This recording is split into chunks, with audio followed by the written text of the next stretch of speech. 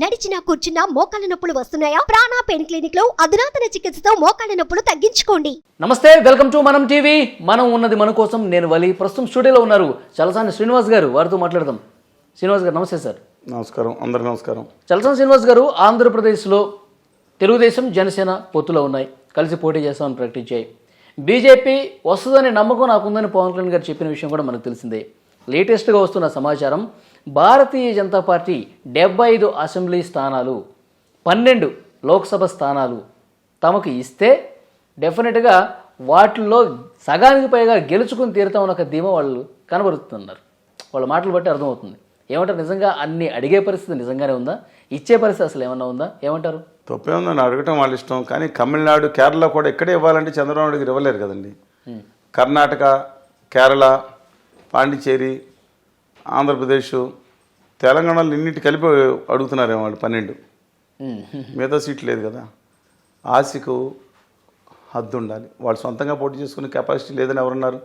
ఇంతకుముందు 170 స్థానాలు చేసి బొక్కబార్ల పడి 100 కంటే ఓట్లు తక్కువ వచ్చి దిక్కు దివాణం లేకుండా ఇండియాలో సిక్కింలో 1.6% వస్తే 0.8% ఓట్లు వచ్చి బొక్కబార్ల పడి, అందులో మా చిలకలపేట అయితే వాళ్ళందరూ బహుమతి కూడా ఇస్తా ఉన్నాయి. లోయెస్ట్ వచ్చి ఓట్లు వచ్చినాయి. వాళ్ళందరికీ బట్టలు పెట్టడం మర్చిపోయాం. రాష్ట్రం మొత్తం మీద లోయెస్ట్ ఓట్లు వచ్చినాయండి. అంత దిక్కుమాలంగా కళ్ళు తేలేసి బెక్కబార్ల పడితే వాళ్ళకున్న బలం ఏంటో తెలుసా? ఆంధ్రప్రదేశ్లో రాజకీయ నాయకులకి, ముఖ్య రాజకీయ నాయకులకు భయమే వీళ్ళ బలం. వీళ్ళ బలహీనలతో బ్లాక్మెయిల్ చేసి ఆడుకుంటమే వీళ్ళ బలం. ఆంధ్రప్రదేశ్కి ప్రత్యేక హోదా విభజన హామీ లేకుండా నమ్మక ద్రోహం ఏమని చేస్తా సిగ్గు లేక డిమాండ్ చేయడానికి వాళ్ళకి బుర్ర ఉండాలి, కామన్ సెన్స్ ఉండాలి. రమ్మనండి, ధైర్యంగా న్యాయం చేయమనండి. ఆంధ్రప్రదేశ్ విభజన హామీలు అన్నీ అమలు చేయమనండి. ఇంతకుముందు బడ్జెట్లో 9.5 సంవత్సరాలు చేసిన అన్యాయాన్ని సరి చేయమనండి. విధానం మార్చుకోమనండి, నెగ్గమనండి. వాళ్ళని నెగ్గమనండి. అధికారులు రమ్మని నాకు మా ఏముంది. రాజ్నాథ్ సింగ్ గారు అధ్యక్షుడిగా ఉన్నారు ఒకప్పుడు.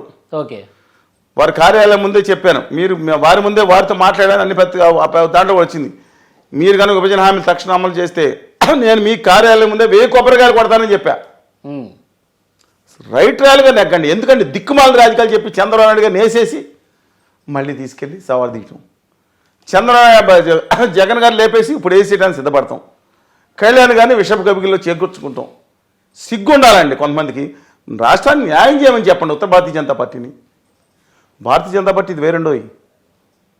శ్యామాప్రసాద్ ముఖర్జీ గారు లాంటి త్యాగమూర్తి కాశ్మీర్ కోసం చేసిన పదవులేడు ప్రధానమంత్రిగా ఉండి, వాజ్పేయి గారిని గొప్ప వాళ్ళు ఉంది భారతీయ జనతా పార్టీ. నేను మాట్లాడేది గుమా వ్యాపారులు నడుపుతున్న ఉత్తర భారతీయ జనతా పార్టీ సంగతి మాట్లాడుతున్నాం. న్యాయం చేయమనండి. ఎందుకండి చంద్రబాబు గారు లేపటం, ఆయన మేము పంపించడం, ఆయన లేపటం, ఈయన వేసేయమంటాం. వీళ్ళిద్దరిని ఏంటి కుట్రలు ఏంటండి? Non sense. వాళ్ళు సొంతంగా పొడి చేసి దిక్కు 0.5 వాళ్ళకి కావాలంటే అక్కడ ఆత్మసాక్షి మూర్తి గారని పెద్ద ఆయన ఉన్నారు, ఆయన సర్వే చేశారంట. వాళ్ళు చెప్పారు 0.5 అండి వీళ్ళదన్నారు. 0.5% 0.5 బీజేపీ పర్సంటేజ్కి వస్తుందని చెప్పారు. ఎందుకంటే 0.84% వచ్చిందండి. మీరు కావాలంటే సర్వే ఫలితాలు బయట పెట్టారు, మీరు చూసుకోవచ్చు. ఇంతకుముందు with due respects to Uttara Bharatiya Janata Party. మరి దాన్ని బట్టి అడగాలి కదా. దాన్ని బట్టి అలా అడగరండి, అలా అడగాలి లేదు. ఇప్పుడు గవర్నర్ కేఏ పాల్ గారు ఉన్నారు, కిలారి ఆనందపాల్ గారు ఉన్నారు. వారు కళ్యాణ్ బాబు గారిని పాయింట్ పట్టి అడుగుతున్నారా? నువ్వు రా, నేను ముఖ్యమంత్రి చేస్తారా అని చెప్పి నేను చేస్తా 2 లక్షల కోట్లు తీసుకొస్తానంటున్నారు. పాయింట్ పట్టి అడుగుతున్నారా? ఆయన వ్యవహార స్టైల్ అని అడుగుతున్నారు. వీళ్ళ వ్యవహార స్టైల్ వీళ్ళు. బహుశా పాల్ గారును బీజేపీ పొత్తు పెట్టుకుంటే మంచిదని నా అభిప్రాయం అండి. పాల్ గారు ఒప్పుకోరు దీనికి ఎట్టి పరిస్థితులు. ప్రధాని అంటున్నారు కదా ఆయన, విశాఖ లోక్సభ గెలుస్తాను, ప్రధాని అవుతానని చెప్పేసి అన్నారుగా ఒకసారి. అది తెలియదు కానీ ప్రజాశాంతి పార్టీ వాళ్ళు మాత్రం ఉత్తర భారతీయ జనతా పార్టీని కలుపుకోవడానికి ఒప్పుకోరు అనుకుంటాను. ఓట్లు పోతాయని భయం ఉంటుందండి యాక్చువల్గా. అందుకని కానీ వివి లక్ష్మణ్ గారని పార్టీ పెట్టారు, వాసుగిరి వెంకట లక్ష్మణ్ గారు. ప్రత్యేక హోదా కోసం, ఆశీ సాధన కోసం పుట్టిందంట పార్టీ. సంతోషం. మరి 9.5 సంవత్సరాలు మా ప్రస్థానంలో ఆయన కనపడలేదు. ఎప్పుడన్నా ఇవాళ కనపడితే మంచిది, ఆహ్వానిస్తున్నాం. మరి వారి పార్టీతో కూడా బీజేపీ పొత్తు పెట్టుకుంటే బాగుంటుంది అభిప్రాయం. 170 స్థానాలు వీరు ఇండిపెండెంట్గా పోటీ చేసి, కిలారి ఆనందపాల్ గారు అధ్యక్షుడి కింద ఈ కూటమికి, అలాగే గౌరవనీయులు విష్ణువర్ధన్ రెడ్డి గారు నేను మాట్లాడుతున్నారు, వారు కో-కన్వీనర్ కింద, అలాగే దాంట్లో జై భారత్ నేషన్ జనసేన పార్టీ అని ఒక డాక్టర్ విసింగ్ గారు పెట్టారు, ఆయన ఇంకో సహకన్వీనర్ కింద, అలాగే ఇంకో 2 ముగ్గురు వివి లక్ష్మణ్ గారు వీళ్ళందరూ కలిసి పార్టీ పెడితే బీజేపీకి అప్పుడు వాళ్ళు 12 సీట్లు ఇస్తారు. మ్మ్. కిలార్ ఆనందపాల్ గారు అయితే ఇష్టం కష్టమేమో నేను అనుకున్నాను. ఆనందపాల్ గారు 12 సీట్లు ఇచ్చే అవకాశం ఉంది. అడుగుతారు మీరు రిక్వెస్ట్ చేయగలుగుతారు అందరూ. పాల్ గారితో మీరు ఇప్పుడు అది ఆయన ఇండివిజువల్ అభిప్రాయం. ఇప్పుడు విష్ణు గారు అన్నది మాకు 12 ఎంపీలు కావాలి, 70 అసెంబ్లీ కావాలి. పత్రికలో వచ్చింది చూశాను. మ్మ్. డెప్త్ కనుక వెళ్తే మరి ఇండివిజువల్ అభిప్రాయం ఆయనకి ఉండొచ్చు. మ్మ్. అలాగే బీజేపీ ఇంకో పార్టీ వాళ్ళు ఇంకోటి కూడా అంటున్నా ఉన్నారు. మ్మ్. వాళ్ళతో వెళ్తే ఖచ్చితంగా మేమే నెగ్గుతాం, మేము అధికారంలోకి వస్తాం. మ్మ్. తప్పు లేదు. కానీ కిలార్ ఆనందపాల్ గారితో వాళ్ళు పెట్టుకుంటే ఆయన 12 సీట్లు ఇవ్వచ్చేమో అనుకుంటున్నాను. ఓకే. కిలార్ ఆనందపాల్ గారు తను ఇప్పుడు సీట్ల వరకు అడిగే పరిస్థితి వచ్చిందంటే ఎప్పుడు వరకు ఉండొచ్చు సార్ ఇది? Blackmailing అంటే బీజేపీ చేస్తారు. వస్తుందా రాదా క్లారిటీ ఎప్పుడు వచ్చే అవకాశం ఉందంటారు? ఎన్నికలు చాలామంది మార్పులు జరుగుతాయి అనుకుంటున్నారు. మ్మ్. దయచేసి కొన్ని గమనంలోకి తీసుకోవాలి. విద్యార్థి జీవితంలో ముఖ్యమైన భాగం 10వ తరగతి పరీక్షలు లేదా 12వ తరగతి, డిపెండ్స్ అపాన్ స్కూల్లో ఎడ్యుకేషన్. మీకు తెలుసు, కొత్త విద్యా వ్యవస్థ వచ్చినప్పుడు 12వ తరగతి, ఇప్పుడు కూడా 12వ తరగతి చాలా ముఖ్యమైనది. కానీ 10వ తరగతి కూడా పబ్లిక్ ఎగ్జామ్ అంటారు. ఆ తర్వాత వరకు 7వ తారీఖు ఉండేది, ఇప్పుడు ఎత్తేసారు. 10వ తారీఖు వరకు గేట్లు తెంపుకొని వెళ్ళిపోతారు ప్రజలు, విద్యార్థులు. అది ఆ 10వ తరగతి ఎగ్జామ్స్ మార్చిలో ఉంటున్నాయి. అలాగే 10th ఇవన్నీ కూడా, మా ఇంటర్మీడియట్ ఇవన్నీ కూడా బహుశా మార్చి లాస్ట్ వీక్ లోపు అవ్వచ్చండి. ఎన్నికల తర్వాత పెట్టాలి, దాని బిఫోర్ పెట్టాలి. ఫిబ్రవరిలో కనుక ఎన్నికలు కనుక పెట్టుంటే బీజేపీ ఈ 5-6 రోజుల్లో నిర్ణయం ప్రకటిస్తుంది. మ్మ్. బహుశా వాళ్ళు ఈ పార్టీతో పాటు తెలుగుదేశంని బెదిరించి ఆ పార్టీతో పొత్తు వెళ్ళే అవకాశం ఉండొచ్చు. మ్మ్. ఇప్పుడు జగన్మోహన్ రెడ్డి అంటే గారు బెదిరింపు అంటే ఎందుకు బెదిరిస్తుంది? మన జైల్లో వేసింది ఎవరు బయటికి తీసుకొచ్చి ఉంటారంటారు? నాకు తెలియదండి, మ్మ్. అడుగుతున్నాను మిమ్మల్ని. అందుకని ఇవన్నీ కనుక పరిగణలో తీసుకుంటే ఈ టక్కు రమ్మాన గజకర్ణ గోకంద విద్యలన్నీ కనుక ప్రకటిస్తే మనం చూడాలి దాంట్లో. మ్మ్. అంటే లోపలికి వెళ్ళటం ఎవరి పని అంటారు మరి? అది కూడా బీజేపీ పని అయ్యి ఉండొచ్చా? ఇంతకుముందు చాలాసార్లు చెప్పాను మీకు, శివుడి ఆజ్ఞ లేనిదే చేమైనా కుట్టదు. కుడుతుందో లేదో నాకు తెలియదు. కానీ ఉత్తర భారతీయ జనతా పార్టీ మ్మ్. అనుమతి లేనిదే దక్షిణ భారతదేశంలో స్టాల్ వాట్ లీడర్ అయినా, ఇవాళ stall what leader only Chandrababu Naidu గారు ప్రత్యక్ష రాజకీయాల వ్యక్తి. ఎందుకంటే దాదాపుగా వెంకయ్యనాయుడు గారు సక్సెస్ఫుల్గా షెడ్యూల్కి పంపించేసింది మోషా గారుల కూటమి. ఆ తర్వాత దేవగౌడ గారు ఆల్రెడీ వయోభారం వల్ల పక్కనున్నారు. ఇలాంటి వ్యక్తిని ఇవాళ ప్రతిపక్షంలో ఒక క్యాబినెట్ హోదాలో ఉన్న వ్యక్తిని, నేతగా 14 సంవత్సరాలు ముఖ్యమంత్రిగా పనిచేసిన వ్యక్తిని, మరొక ఇన్ని సంవత్సరాలు ప్రతిపక్ష నేతగా పనిచేసిన వ్యక్తిని అరెస్ట్ చేయడం అంటే చిన్న విషయం కాదండి. జగన్ గారికి ఆ ధైర్యం ఉంది. కానీ ఆ ధైర్యానికి వెనకమాల ఉత్తర భారతీయ జనతా పార్టీ నడకుండా చేస్తారా? డెఫినెట్గా ఉంది. ఇవాళ తెలుగుదేశం క్యాడర్లో మరీ వీరభక్తులు, వీరభజనకారులు తప్ప ఉత్తర భారతీయ జనతా పార్టీకి ఓటేయాలి, గవర్నర్ జీవీఎల్ నరసింహరావు గారికి మనం ఓటేయాలనే భావన వాళ్ళకి ఉందో లేదో మీరు ఒకసారి కనుక్కోండి. అలాగే జగన్మోహన్ రెడ్డి గారు తక్కువ వ్యక్తి కాదండి, ఆయన ధైర్యవంతుడే. చూశారు ఆయన ధైర్యం ఎంతో. కేంద్ర మంత్రి పదవిని వచ్చే ముఖ్యమంత్రి పదవిని తర్వాత రావచ్చు ముఖ్యమంత్రి వదులుకుని కష్టాల కడలో ఈదుకుంటా జైలుకి వెళ్ళి వచ్చిన వ్యక్తి డెఫినెట్గా అది. అందుకని చంద్రబాబు నాయుడు గారు కూడా తక్కువ ఆయన కాదండి, కానీ కొంచెం చాకచక్యంగా వెళ్ళే వ్యక్తి. But let us wait and see.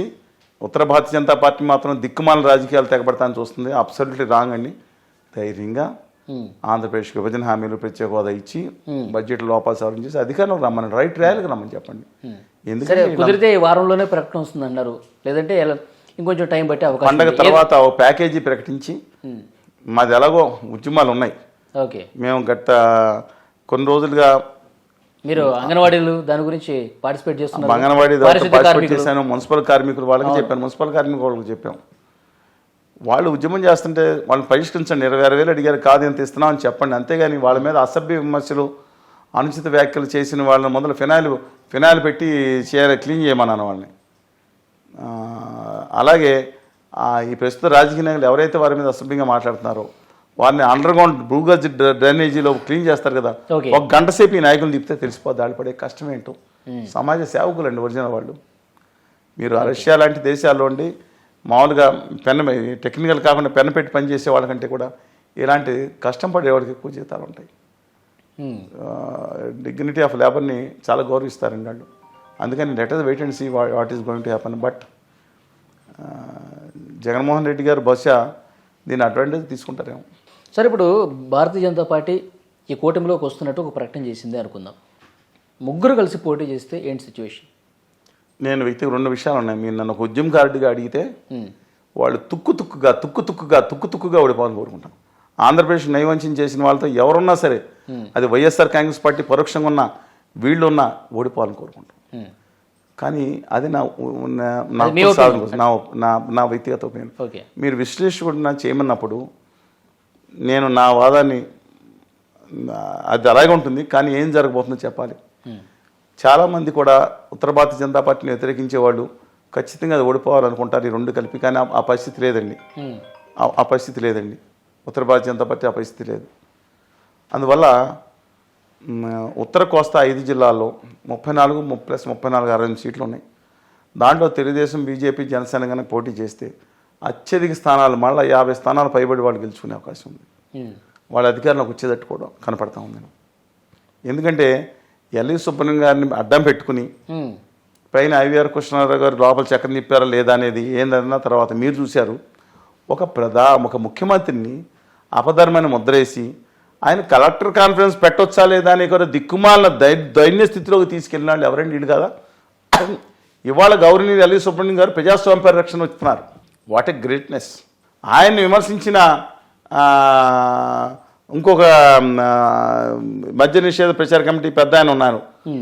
ఆయన ప్రచారం చేసింది ఈయనకి వ్యతిరేకంగా ఆ రోజు వీడియోలు చూశారు. ఆయన విధానాలకు వ్యతిరేకంగా ఆయనే కలిశారు. ఆయన ఇంకొక ఆయన అలాగే నిమ్మగడ్డ రమేష్ కుమార్ గారు ఆంధ్రప్రదేశ్ కోసం నేను సిపి రామకృష్ణ అనేక సార్లు స్టాంప్ కూడా వేసింది. ఆయన గవర్నర్ గారు పిఎస్ ఉండగా చంద్రబాబు నాయుడు గారు నేను పడదు. ఆయన ఇంకో మనిషితో మంచి వ్యక్తిగతంగా హానెస్ట్, కానీ ఏ మనిషికి కూడా మొహం కూడా చూడని వ్యక్తి అండి ఆయన. ఓకే. అలాంటి వ్యక్తి ఇవాళ ఆయన ప్రజాస్వామ్య పరిరక్షణ నేను తప్పట్ను. ఓకే, మంచి పనే చేసి ఉండొచ్చు, కానీ మా మీద అత్యంత దారుణంగా పాశవికమైన ఘటనలు జరిగినప్పుడు వీళ్ళందరూ ఎక్కడ పేరు? అప్పుడు ప్రజాస్వామ్యం లేదా? అధికారంలో పదవులు అనిపిస్తా కూర్చున్నారా? వీళ్ళు జగన్మోహన్ రెడ్డి గారు చేసే కక్షాదించే వ్యతిరేకం అడుగుదాం, కానీ నిజప్రజ్ఞంగా మనం మాట్లాడుకోవాలి. కానీ బీజేపీ పార్టీ కనుక ఈ విధంగా ఇద్దరి మధ్యన అలయన్స్ కనుక వస్తే ఓకే ఉత్తర కోస్తాలో మెజార్టీ సీట్లు 50 స్థానాలు నెగ్గుతారు. మళ్ళీ మామూలుగా నెగ్గుతారు. బీజేపీ వాళ్ళు అదనంగా వచ్చేది లేదు, ఇంకో 2 సీట్లు తగ్గుతాయి. ఓకే. కానీ దక్షిణ మీరు కృష్ణా గుంటూరు జిల్లా మైనస్ పడుతుంది. పడినా సరే వాళ్ళు ఇప్పుడు ప్రజలు కొంతమంది చూడలేదండి. జనసేన లేకపోతే వీళ్ళు ఉన్నారు కదా, ఒక ఐడియాకి వచ్చారు. ఎంఐఎంతో కలిసిన వేరే సంగతి, అది గెలిపించవచ్చాం చూడాలి లేటన్. బట్ జగన్ గారు కొంత ఊతం ఇచ్చినట్టండి ఇది అవటం వల్ల మైనార్టీ ఓటర్లు సహా మిగతా ఓటర్లు పోటీ చేసేదానికంటే కొంత తగ్గినప్పటికీ కూడా అధికారం వచ్చే విషయం మాత్రం డోకాలేదంటారు. నా అభిప్రాయం జనవరి 1వ తారీఖున అదే అభిప్రాయం. పాలిటిక్స్ డైనమిక్ ఉంటే తర్వాత మార్చవచ్చు, కానీ నా విశ్లేషణ నా అభిప్రాయం మాత్రం తుక్కు అలా ఉంటే ఏ పార్టీ ఉంటే ఉద్యమకారుడుగా ఆంధ్రప్రదేశ్ అన్యాయం చేసిన పార్టీ వాళ్ళు నెగ్గమన్నా కదా. వాళ్ళు ప్రత్యేక విభజన హామీలు ఇచ్చేసి రైట్ గా వాళ్ళనే అధికారులు ఇప్పటివరకైతే రామాధవ్ గారినో విభజన హామీలు అమలు రామాధవ్ గారినో పిఎన్వి మాధవ్ గారిని మంచి ఆయన మంచి వ్యక్తి పిఎన్వి మాధవ్ గారినో ఆ విష్ణు కుమార్ రాజు గారినో లేకపోతే వాళ్ళనే ముఖ్యమంత్రిగా అవమానండి. నాకేంటి అబ్జెక్షన్? రాష్ట్రానికి న్యాయం జరగాలి, అది అంతే తప్ప నాకేమన్నా పొలం కట్టే విధానాలు మార్చుకోమనండి. వాళ్ళని విధానాలు కక్షాదింపు విధానాలు మార్చుకుని ఆంధ్రప్రదేశ్ న్యాయం చేసి ఆ ముఖ్యమంత్రికి విష్ణు కుమార్ రాజు గారిని పెట్టమనండి, లేకపోతే మాధవ్ గారిని పెట్టమని. చలపతిరావు గారు నాన్నగారు గొప్ప అయినా మాధవ్ గారిని ముఖ్యమంత్రి చేయమని నాకేంటండి అబ్జెక్షన్? చూద్దాం సార్, అధికారంలోకి వస్తే ఈసారి అలాగే ప్రత్యేక హోదా ఇచ్చేసి అన్ని హామీలు అమలు చేసేస్తారేమో. చూద్దాం భవిష్యత్తు ఎలా ఉంటుంది. కాంగ్రెస్ పార్టీ మాత్రం లెట్స్ వెయిట్ అండ్ సీ. నమస్కారం.